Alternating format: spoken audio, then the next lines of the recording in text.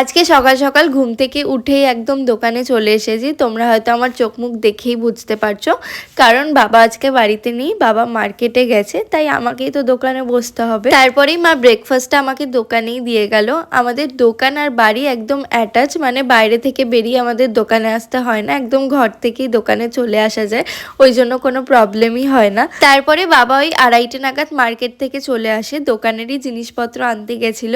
আর বাবা দোকানের জন্য কোনো নতুনত্ব জিনিস আনলেই আমি আর মা দেখতে চলে আসি, আর আমাদের যদি কোনোটা পছন্দ হয় আমরা একটা নিয়ে নিই।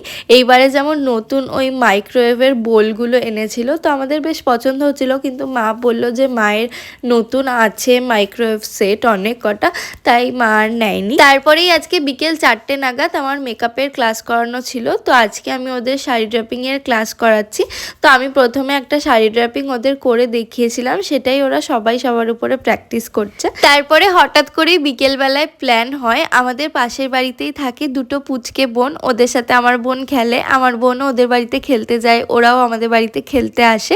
তো ওরা হঠাৎ করেই প্ল্যান করে ওরা আজকে একটা ছোট্ট পিকনিক টাইপ করবে। তো ওরা আমাকে মিষ্টি করে জিজ্ঞাসা করে যে তৃষা দিদি তুমিও কি আমাদের সাথে করবে? তো আমার তো এগুলো ভালোই লাগে, আমি আর না করব কেন বলো? তো আমি ওদের সাথে জয়েন করি। এবার মেনুতে কি কি ছিল বলে দিই। সবকিছুই কিনে আনা হয়েছিল। তো 2 রকমের মোমো ছিল, প্যান ফ্রাইড মোমো আর চিজ মোমো, চিকেন উইংস ছিল, ফ্রেঞ্চ ফ্রাইজ ছিল, আমাদের সবার পছন্দের পেস্ট্রি ছিল, মানে সবার জন্য আলাদা আলাদা ফ্লেভারের, আর কুরকুরে ছিল। আর আমি ভেবেছিলাম কোল্ড ড্রিঙ্কস আনবো, তারপরে ভাবলাম যে ওদের যদি ঠান্ডা লেগে যায় যেহেতু শীতকাল, তাই আর কোল্ড ড্রিঙ্কসটা আনিনি।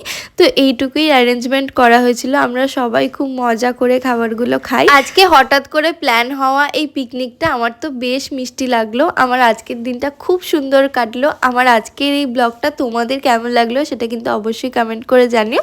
তারপরে ওরা বাড়ি চলে গেল। আমার আজকের ব্লগটা এতটুকুই।